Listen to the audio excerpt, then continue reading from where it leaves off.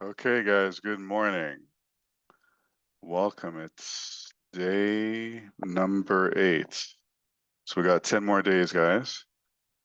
Okay, so hopefully you guys did well during yesterday doing that unit test 2. We are finishing up unit number 3, and we're going to have a unit test 3 tomorrow. Okay, so what's going to happen is going to be available tonight at 12:01 a.m. Okay, so you have 12:01 a.m. till 11:59 p.m. Okay, so let's start off right now. We acknowledge we're a host on the lands of the Mississauga of Anishinaabe, the Haudenosaunee Confederacy, and the Wendat. We also recognizing the enduring presence of all First Nations, Métis, Inuit people. Okay, let's look at the agenda, guys. So we're going to talk about exponential functions. We're going to look at graphing these functions, transformations, exponential problems, and you guys are going to work on some worksheets, okay, to get you ready for the quiz. Okay, again, your quiz is due by midnight, and you get 2 attempts. Okay, so I just want to make sure I see what you guys can see. So let me switch it over to student view.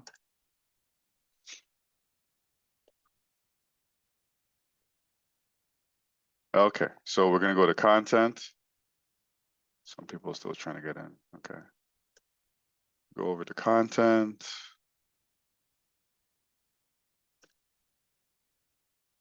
And we go to unit 3. You can see unit 4 is ready.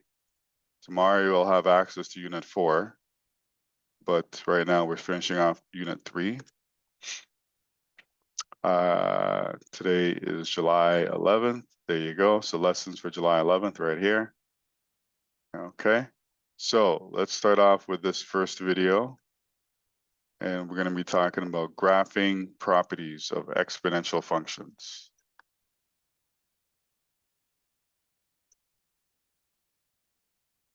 Okay, so yesterday we talked about exponential decay, exponential growth. So now we're looking at the different properties of those graphs, talking about the domain and range, looking at the transformation of the graph and the translation of that graph. Okay, so here we go. Here's lesson 4 of the exponential functions unit. In this lesson, I'm just going to show you some properties of exponential functions. We're going to analyze a few exponential functions and state properties such as domain, range, intervals of increase and decrease, and asymptotes. Let's start with example 1, where it asks us for all that information for the function y equals 4 times a half to the power of x. Okay, so you can see when we're talking about properties of the exponential function, basically we're looking at the domain of the graph, the range of the graph. So we're looking at what are the limitations when we say domain, what are the limitations along the x-axis for the range, what are the limitations along the y-axis, okay? If there's x-intercepts or y-intercepts, okay? Also looking at where is the asymptote, okay, for the graph. So these are the properties that we're looking at, okay? In order to state all that information, it would be useful if we figured out what the graph of this function looks like. So let's make a table of values so that we can graph it. For my independent Okay, so there you go. In order for us to figure out what those properties are, you have your exponential function here. By the way, when I look at this exponential function right here, what is it? Is it growth or is it a decay? Someone let me know in the chat.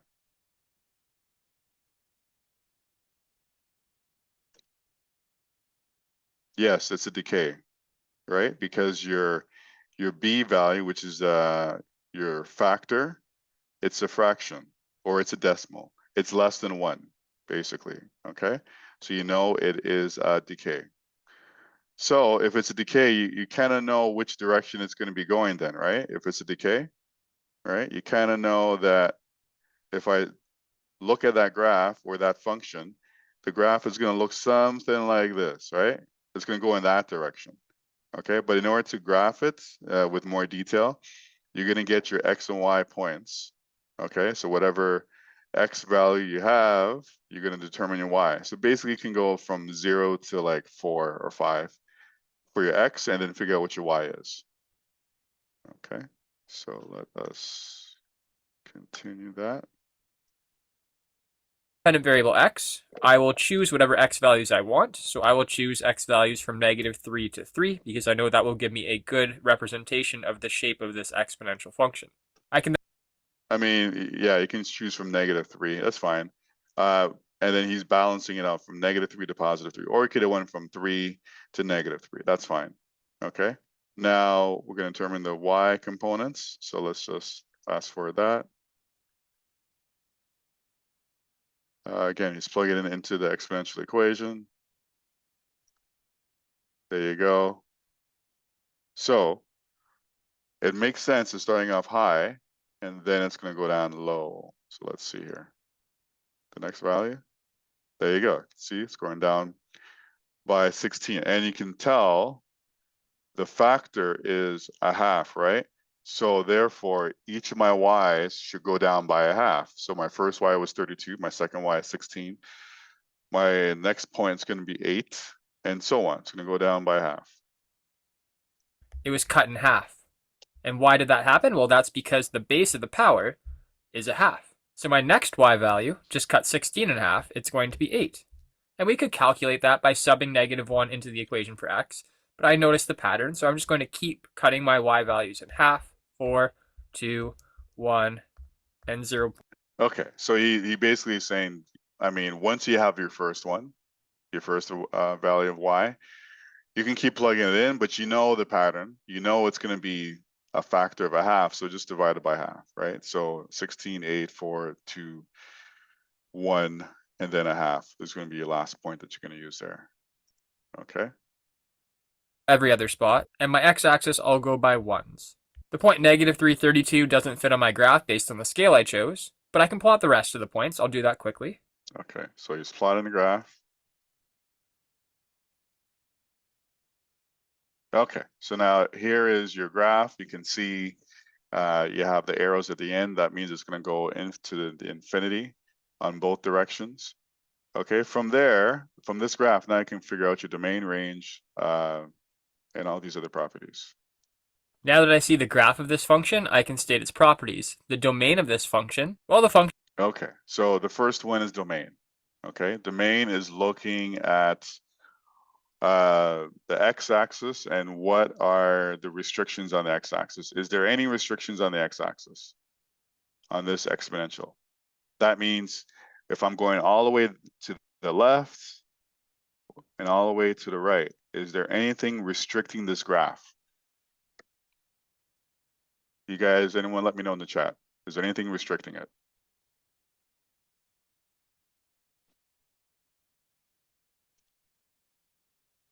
Okay, Anthony, you say no. Anybody else? Okay, a bunch of no's. You're right. There's no restriction. You can look at it. For the x, there's no restriction. Okay, so my domain would be x can be any real number.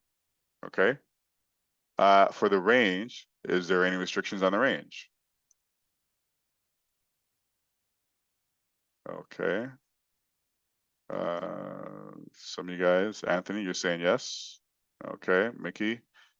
Okay, so if I look at going up, there's no restrictions on my going up on this graph, but when I go down, I have a restriction. No matter what, I can't get past 0 on my y-axis, right? I can't cross the x-axis, which means my y is 0. I can't get past that. That means y can never, we're talking about range, can never get past 0. Okay, so the restriction is 0. So y can never equal to 0. But in the other direction, y can be all the way to infinity. Okay, and then the question becomes, what's the x-intercept, y-intercept? Okay, let's pause from there and I'll play the video. But x-intercept is fine, right? you can look at it and say, well, it will never cross the x-axis, because you can look at the shape of the graph. The y-axis, all you have to do now for y is basically plug in your x is 0, and then you know what the y-axis would be. And the y-axis looks like it intercepts at 4 from our graph that we just made. Okay, so that would be the y-intercept right there. Okay, let's play the video. Function will continue forever to the right and also forever to the left, so there are no restrictions on the domain. Algebraically, I could sub anything I want in for x and be able to get a value for y. So the domain, we say x is an element of real numbers. The range, however, notice if we're thinking vertically, where does this function exist? The function is always above 0. It's never below the x-axis. So for the range, we say y can be any real number, given it's greater than 0. The y value. Okay, so now when we say greater than 0, we got to make sure we don't say greater than or equal to, because it'll never equal to 0. It's just going to be greater than 0. So remember that. Now the x-intercept and the y-intercept. Values of every point on the function are always going to be greater than 0. The x-intercept, well, the function never crosses the x-axis, so we'd say none. But the y-intercept, if I look at my graph, the y-intercept, it crosses the y-axis at 4. Intervals of increase, decrease. Well, exponential functions are either always increasing or always decreasing.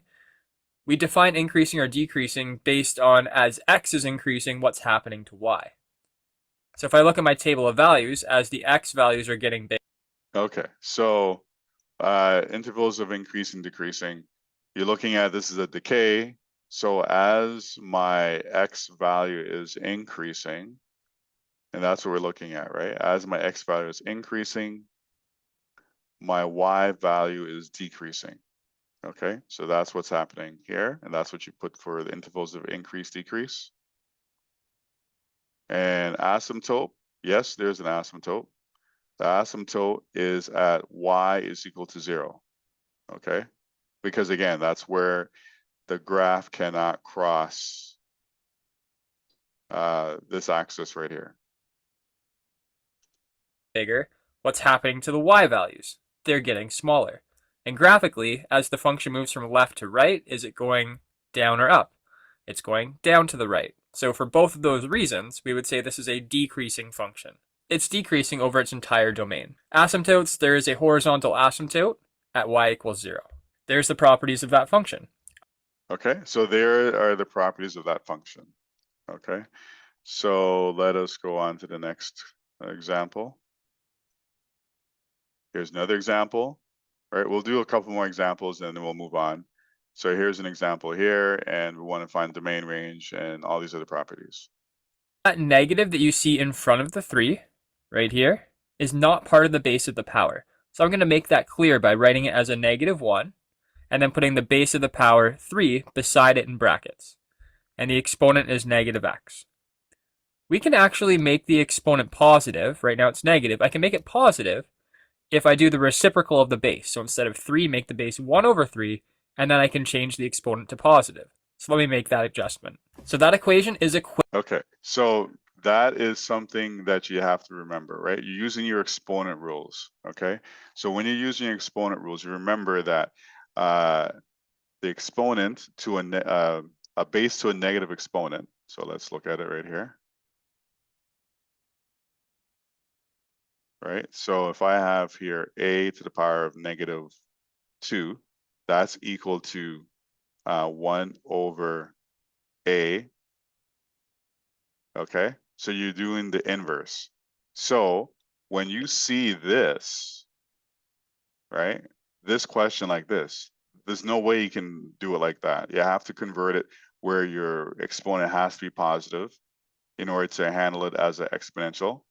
Right, and then also that negative is not attached to that 3. That negative is outside the 3. So the exponent is only applied to that base without the negative. So you have to rewrite it like this, as you see here. Now, when you rewrite it like this, your exponent is positive, okay? Now you can see that your factor is a fraction, okay? So that means it's a decay. But then also too, you see your initial value here is a negative. It's a -1. So this helps you now to start off with your graph. Okay, so again, you're gonna do the same thing, fill out the table, right? For your X, and then figure out what your Y is, okay? And when you're looking at this graph here, let's see, 1, 2, 3, 4, 5. So you can start off maybe at -2 and go to +2 or +3. Okay, kind of go in between the Y axis. So let me continue here. Equivalent to what the question gave us, but it's going to help us see the pattern in the properties of this function a lot better. Let's graph this function. Let's choose some x values. I'll choose x values just between -2 and 2 for this function. Okay, right, so you chose -2 and 2. And then let's calculate the corresponding values of y. If I subbed in -2 for x into this function, so now you can do the first one. If I plug in -2 in there, I'm going to get a value of y, but you know that each other value of y is going to be reduced by a factor of 1/3. Okay, so you do the math there. I'm going to have -9. So my next value at x is equal to -1, my next value, divide -9 by 1/3, I'm going to get what? I'm going to get -3, right? There you go. Okay, and so on. value. And that's because the base of the power in our equation here is 1/3. So my next y value, if I were to calculate it, I would just do -3 times 1/3, which is -1. Then the next one will be -1/3, which I could write as -0.33 approximately. And then 1/3 of that, -0.11 approximately. I can plot these points. Let me make my scale on my graph. And now let me plot the 5 points that I have, the first one being -2, -9. Notice this function is also going to have a horizontal asymptote at y equals 0.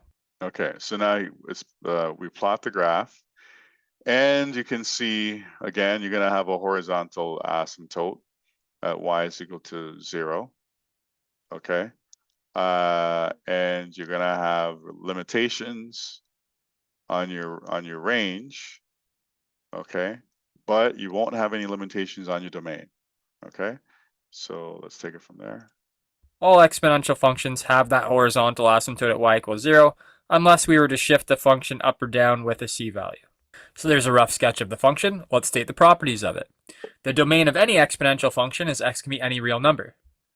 Right, the function goes forever left and forever right, and also we could sub anything we want in for x into the equation, and we'll get an answer. So the domain, no restrictions, x can be any real number. The range, however, where does this function? Okay, so let's fast forward here. You know the domain, any real number. The range, again, is going to be any real number for y, but y has to be less than 0, right? I can't go above 0. So we know that. And then we look at the x-intercept. There's no x-intercept. It never crosses the x-axis. The y-intercept, yes, it does. It crosses the y, and from our table, you can see it crosses the y when x is equal to it crosses the y at -1 when x is equal to 0. Now, the question is this an increasing or decreasing exponential function? When you look at it, is it increasing or decreasing? I'm going to put this question to you guys. Is it increasing or decreasing? Remember, the way to answer that, or the way to look at that, if I'm going from left to right, is my y value getting bigger? Okay, going from left to right. As I might, yes, it's increasing. Yes, it looks weird because the graph is flipped upside down, but yes, it's increasing because I'm starting at a -9, right? And as I increase on my x, my y is getting bigger. So if I go from, because right, just remember, -9 is less than -3, right? So if I go to -3 to -1 to -0.33, I am increasing. Okay. or decreasing function. So as x is increasing, what's happening to these y values? Notice they're getting bigger. And if I look at the graph, as I move from left to right, the function's going up to the right. So that means it is an increasing function. And the asymptote is still at y equals 0. Okay, so you guys got that. So let's see the next example going up. Okay, let's look at this example. Power of x for the exponential function that we see here in the diagram. Let me start by actually labeling some points on the graph. Okay, let me just back up a little bit.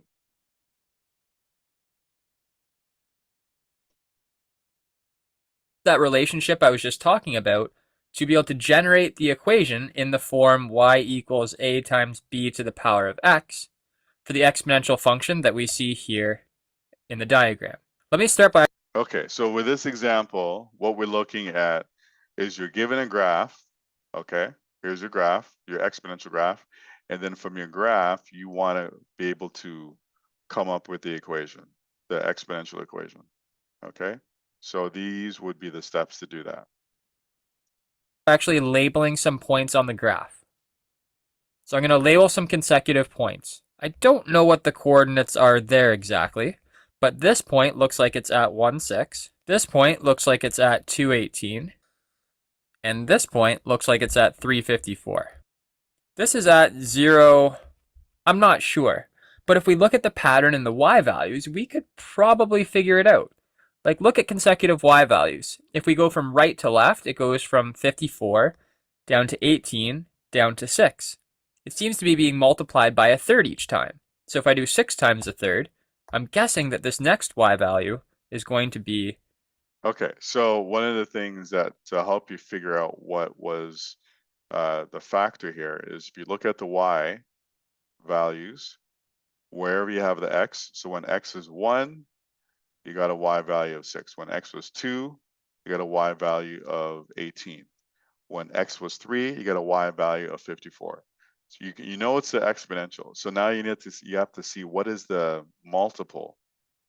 What is the multiple here, right?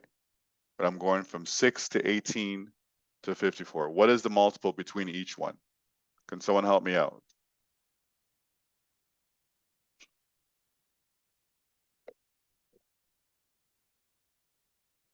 Anyone know?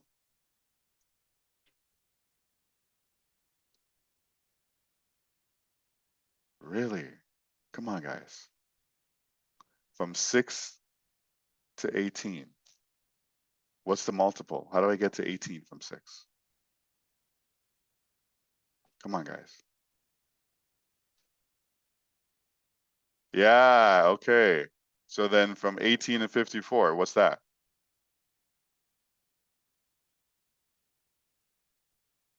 The same thing, right? So what is it? It's 3, right? So my growth factor is 3.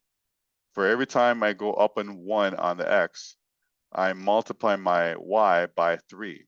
So if that's the case, I can kind of figure out what my initial value is. Because right now you're looking at the graph, you can't really see what my y is, but if my y is a multiple of 3 each consecutive x, therefore, what do you think this would be over here at 0? What do you think that would be?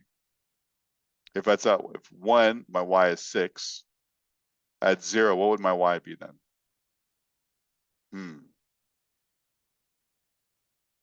Let's see.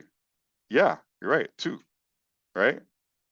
So that point there, because you can't really see it because the graph is not in the right scale, but it's 2 right there. Because mathematically speaking, each of my y values is going up by 3, by a multiple of 3.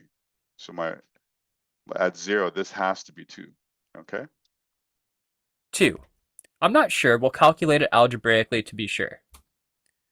So let me label in this table of values the points that we have. Now, if we're going to be able to write the equation of this function, hopefully you remember from the first couple examples we did, I told you the base of the power corresponds to what is the scale factor that gets us from one y value to the next one. What do we multiply? Yes, right? So when you look at this general equation, y is equal to ab, the power of x. The b is your is your factor, right? It's a growth factor or decay factor. So the b is your multiple from each of the y values as it increases. So we know our b value based on this, it should be 3, okay? Multiplying by to get from 6 to 18. We're multiplying by 3. And that same scale factor stays true for each pair of y values, times 3. So what y value did we multiply by 3 to get to 6? Well, like I said, we can multiply it by 6 by a third to figure that out, and it is 2. But let's solve it algebraically to be sure. So into our exponential equation, y equals a times b to the power of x. We know the base of our power is 3 because the y values are repeatedly tripling. So I can say y equals a times 3 to the x. And I can sub in any point that is on my exponential relationship for x and y and then solve for a.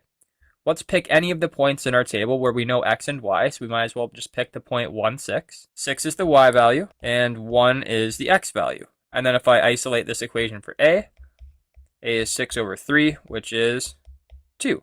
So the exponential equation, the a value is 2, like we thought. The base of the power is 3, and our exponent we write as x. Okay, so what he did there, he chose the value, any of the pairs, and you know what, you can double check it, right? Right now he chose 3 and 6, okay, to figure out what is well, we didn't choose 3 and 6, 1 and 6 I meant to say, but we can choose 2 and 18, plug it in here and see if you get the value of a. And the value of a should be the same, right? A is 2 when you do this math here, and if I chose a different pair, I should also get a is equal to 2. Okay, now here's a general equation for it. Okay, our factor is 3, our a is 2. Now let's see if he does the next example right here. That equation defines the relationship between x and y for all points that make up this exponential relationship in the graph. Let's do another example. Example 3 says, well, he doesn't show you, but let's back up. No, let's just back up. Okay, he doesn't show you, but let's back up. Okay, so if I plug in another pair,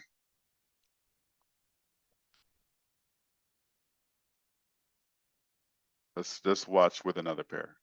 Y is equal to a, and then we know our b is 3, right? That's our factor, and x. Let's use, well, we can use 0 and 2, right? Our first one, our first pair right up there, 0 and 2. So if we plug in 2 for y, and then here's our a, and then here's our 3, and our x is 0, okay. So here's 2, and then a, and anything to the power of 0 is 1. Okay, so it works. A is equal to 2, right? And let's use another one. Y is equal to a, and then 3x, and then we're going to use the pair of, it's above on the screen. You can't see it. I think it was, x was 3 and y was 54, I believe, right? Let's do that one. So y is 54. And then here's a, 3 to the power of, I think we said 3 here. Okay, so 54, a, 3 to the power of 3. What is that? 3 to the power of 3 is what? 3 times 3 times 3 is what? 27. Okay, now I get a by itself. What do you get? 2. So in each of the scenarios, you get the same answer for a. So you know the a value is definitely a, so we're on the right track. Okay, so let us continue there. all points that make up this exponential relationship in the graph. Let's do another example. Example 3 says, a radioactive sample has a half-life, let me highlight that, has a half-life of 3 days. The initial sample is 200 milligrams. Write a function to relate the amount remaining in milligrams to the time in days. Since Okay, so we're gonna have to, I'll do this example quickly, but you can see here, we're writing the equation. And to write the equation, you need the base equation, which is y is equal to a. Oops. Let's go back there. Press the wrong thing.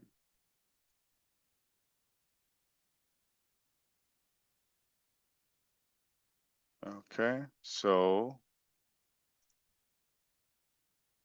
there you go, right? So y is equal to a base b to the power of x. So that's your general equation. You need to figure out what is your b, okay? They tell you your b here, we were talking about a half-life, that means my b is equal to 0.5. And then it says here, the initial amount is 200. So the initial amount is 200, that's gonna be your A, okay? Now x, for the exponent, x is gonna be in terms of time over the time it takes for one half-life to occur. So it says here, what does it say? Half-life occurs every 3 days. So my x is gonna be equal to time t over 3, okay? And that's going to be your exponent. So let's fast forward to get that. There goes your 200, there's your half. There you go, there's your x, right? T over 3. So now you have this basic equation. It says here, write the basic equation, and that's it there, okay?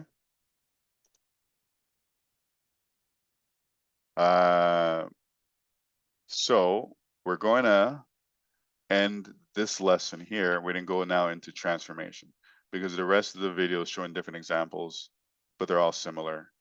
Okay, so let's end this one. And if you want, you guys can go ahead and look at further. It's only another 4 minutes left. Let's get into the next video, which is transformations. So this is the last lesson here for Unit 3. So let's get into it. Give me a second.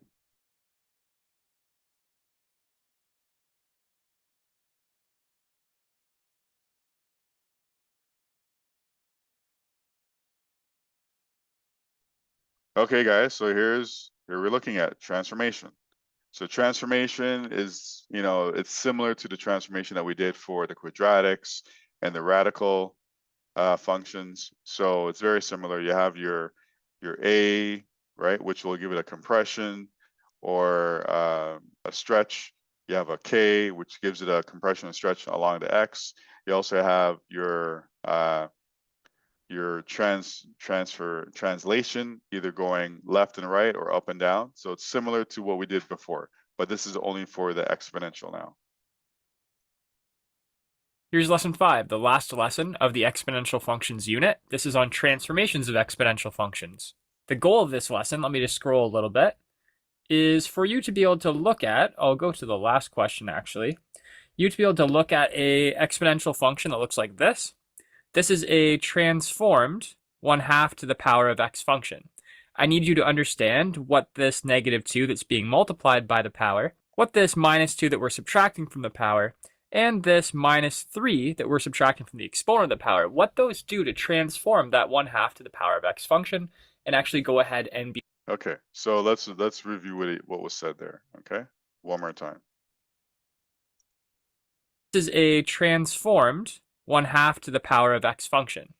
So our parent function here is 1/2 to the power of x. That's the parent function. That's the original function, right? Okay.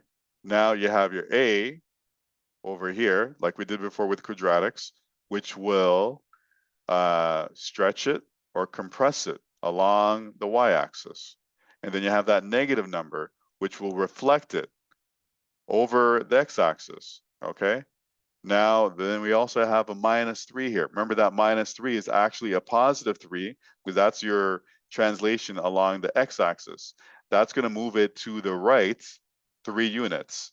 And then you have this -2 over here, which is your translation on your y-axis. This is going to move it up and down. In this case, it's going to move it down -2. Okay? I need you to understand what this -2 that's being multiplied by the power, what this -2 that we're subtracting from the power, and this -3 that we're subtracting from the exponent of the power, what those do to transform that 1/2 to the power of x function and actually go ahead and be able to graph that function by applying transformations to the 1/2 to the power of x function. In order to do all of that, I'm going to have to remind you about what the transformation parameters a, k, d, and c do to transform a general function. And even before that, maybe let's do a little bit of a warm-up question where I've given you 7 functions here, and it says which of the following graphs would be the same. In order to do this question, you'll have to know the exponent rule that would tell me that x to the power of a, that power raised to another exponent, we'll call it b, that would be equal to x to the power of the product of a and b. Okay, so that's very important there, that exponent rule, right? So exponent rule where you see x to the power of a to the power of b, okay, that means x to the power of a times b for the exponent, right? So that's something you need to know in order to help you to see if, excuse me, if these exponential functions are similar, okay? Using that property, let's just look at this function right here. I could rewrite that 2 to the power of 3x. I could rewrite that as 2 to the power of 3 to the power of x. And 2 to the power of 3 is 8, so that would be equivalent to 8 to the power of x. There you go. So that means you can see that right away, these two are similar, okay? So I can see that h at x and r at x would be equivalent functions. They're both equal to 8 to the power of x. Let me highlight them in the same color so we can see that they're the same. Let's see if we can find another pair. I notice I could rewrite that function 2 to the power. Well, there's another pair right here, right? If you were to separate this one here, looking at 3 to the power of 2x, well, that 2 is applied just to the 3, that'll become 9. 9 to the power of x. So these two are the same right here, okay? So let's fast forward to get into the meat and potatoes of this. Okay, so let's get into the, okay, so now we're getting into the transformation. Okay, so when you look at this, if the equation is written like this, your c, right, over here will move your graph up or down, depending on if it's a negative or a positive, right? So the graph stays the same as the parent function, but it just moves it up and down. That's it. Okay. So now we're going to look at your a, which is over here. I'm doing a compressed because we don't got much time left. So I'm looking at a, and a gives you a vertical stretch or compression. And okay, so what does vertical stretch compression look like? Okay, let's back up. Right here. So if we have an exponential function that looks like this, b to the power of x, we can multiply that power by a value, and usually we call that value a. We can add or subtract a number from that power. I will call that value c. And then we could also manipulate its exponent. I could multiply the exponent by a value, we'll call it k, or I could subtract a value from the exponent, I'll call it d. Okay, he's just breaking down all the things that will give you the translation, okay? A, again, will give you a vertical stretch compression. C, here, will move it up and down. D will move it left and right. And then K will give you a horizontal compression or stretch based on a factor of 1 over K. So if I have a value of 3, that means my factor is 1 over K. That means it's a decimal. That means I'm compressing it. If I have a value of K that's 1 over 2, a value of a half, that means my factor is 1 over the K, and the K is a half. That means my factor 1 over a half turns into 2, right? So therefore, that becomes a stretch. Okay, I'm just giving you guys a quick summary of that. So that's what a transformed exponential function would look like. I'll call this function g at x. And I'm just showing you how we can manipulate the f at x function by multiplying or adding numbers to the power or to the exponent itself. And let me remind you what those values would do to transform a function. So let's go into Desmos and let's play around with those parameters. Notice I have parameters a, k, d, and c programmed in to be transforming a 2 to the power of x function. A and c. Okay, so he's going through the Desmos to kind of show you visually what happens with the A, okay, and how it changes the graph, okay? You do vertical transformations. The c value, which I'll manipulate first, notice moves a function up and down. If c is positive, it moves the function up. If c is negative, it moves the function down. Also, another important note here is that exponential functions have a horizontal asymptote that starts at y equals 0, but as we manipulate the c value, that moves the horizontal asymptote up and down according to the value of c. The a value also does a vertical transformation, but it either vertically stretches or compresses the exponential function. If a is bigger than 1, so like up to 2, You can see that, right? As if A is bigger than 1, it's like he's pulling it up. It's stretching now, right? So that's what's happening there. notice there's a vertical stretch. All the y values double. But if a is between 0 and 1, so let me make it a half. There you go. It looks like it's been pushed down. It got compressed, okay? Notice there's a vertical compression. The y values get cut in half. If I make a negative, the same thing happens, it just vertically reflects the function as well. Let me set a back to 1, and let's look at the horizontal transformations k and d. The d value, if I make it positive, Again, d value is just going to move it left and right, so he's going to show you that. that shifts the exponential function to the right. If I make it negative, it shifts it to the left. And the k value does a horizontal stretch or compression. Yeah, so the k value, if it's greater than 1, it's going to compress it, right? So look how that looks. The stretch or compression that happens is based on the reciprocal of the k value. So if I make k2, it's actually a You see that? If I make k2, I'm actually compressing it because it's the reciprocal factor. That means the factor would be 1 over 2, okay? And 1 over 2 is a decimal, therefore I'm compressing it, okay? horizontal compression by a factor of 1 over 2. Notice the x value of any given point gets cut in half. If I make k a half, there you go. Now if I make k a half, you're going to see it's actually going to make it a factor of 2. That means it's going to stretch it horizontally. it's actually a horizontal stretch by 2. The x value of any point is being doubled. And of course, if I make k negative, that does a horizontal reflection across the y-axis. Okay, now that you remember those properties. Okay, so now you have all those properties there, right? So basically, let's go through some of these. Okay, so basically, you're looking at each example and then coming up, what's the base function? The base function for this would be 2 to the power of x, okay? That's the base function. So, and then you have all these translations. You have your a, you have your k over here, and then you have your translation over here. But your base function is 2 to the power of x, okay? And that's what he's going to show you. 2 to the power of a half times x minus 1. What is the base function? If I zoom in on this, the base function just means what function is being transformed. So we just look, what is the base of the power here? The base of the power is 2. Okay, the base of the power is 2. Okay, that's your base function, and then my exponent is x, right? So there it is. That's my base function. So that is the key. Once you see your base, then you can do a table and then plot it. And then from there, from the table, you can get the values for the transform by applying these translations on the next table. Okay, so I'm just going to fast forward. You can see your k.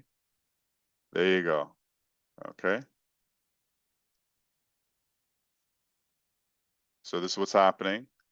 Horizontal stretch by a factor of 2 because it's always 1 over k, and if my k is a half, that means my factor is 2. Now my vertical stretch is 2. It shows you there, a is 2. That means my vertical stretch is 2. That means every y value will be multiplied by 2. And my d is 1, even though it shows -1, we know that formula shows -1. Therefore, your value has to be a positive. So my D is 1. That means it shifts to the right by 1. So now the next thing is you fill in the table with the parent function, okay? And now with the transformed function, okay? So here we go. Here is the parent function,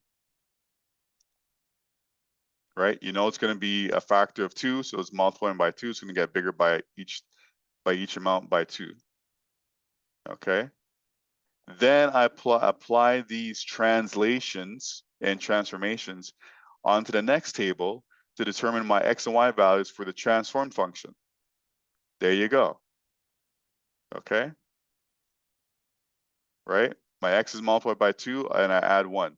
My y, I just multiply by 2. Therefore, I'm going to take all my values from the parent function and I'm going to apply it over here to the transform table to get my x and y. Okay. You guys would have did this on the test, I believe. I think this was on the test yesterday. So this shouldn't be that new for you. The only thing is we're talking about exponential. There you go. Fill in the table. Okay. When I fill in the table, now I can graph both. Okay. This is my parent function.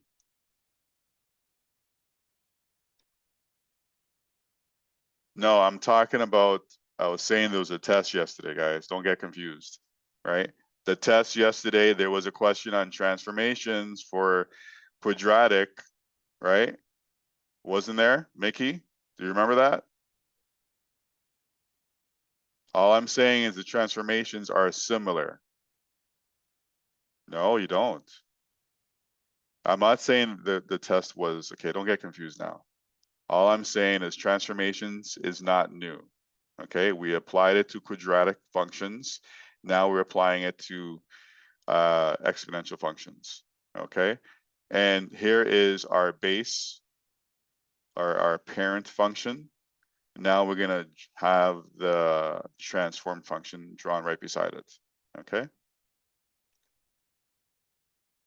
Oops. I think I went too quick. Back up a little bit. Continues in both directions. There's the g at x function. Okay. So what happened here? He only drew the transform function. He didn't draw the original function. So here is a transform function. Okay.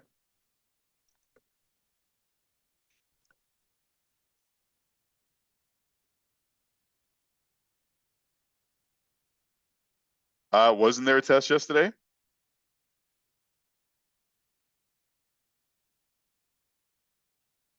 I want someone to answer in the chat. Was there a test yesterday? Was there a test yesterday? Yes, there was.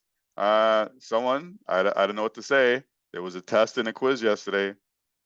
You guys aren't following instructions. Thank you, Anthony. Thank you, Hirsch and Sikandar. Yes, there was a test yesterday. I don't know why you're saying there wasn't a test, but you can see other students are saying there was a test.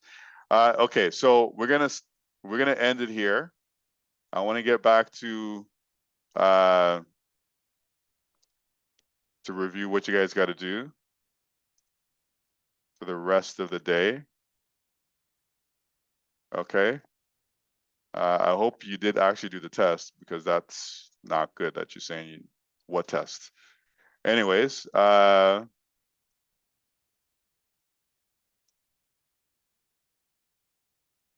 yes, there's a test review, right? So let's go into content. I want to make sure you guys can see, right?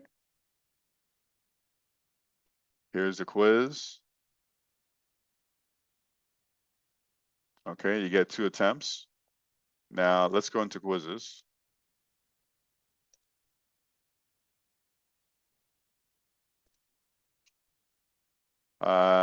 The test review, let's see here. You're right, the test review is not showing.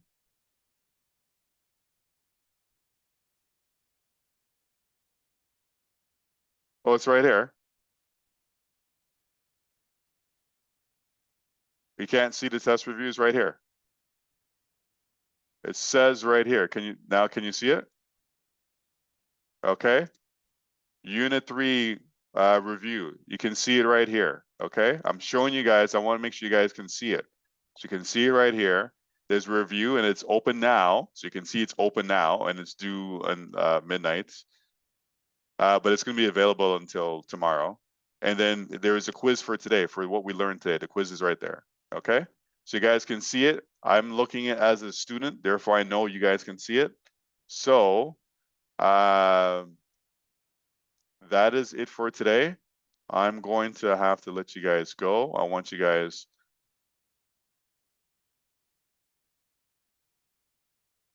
I don't know what you're asking. We're taking up too much time for this. There was a test yesterday and everyone that did the test should have did the test. Okay. You guys, Mickey, I'm gonna everyone else can log out. Okay.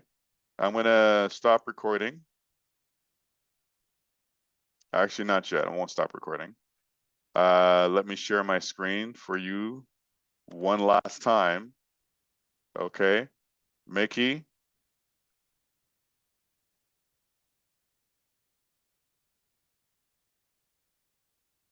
Here was the test. Okay. It says there, test. Due today. That was yesterday, Wednesday. So are you saying you didn't do the test, Mickey?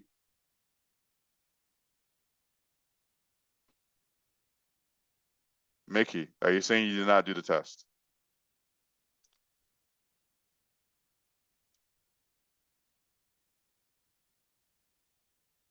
Okay, the time is up, guys. I'm gonna let you guys go. And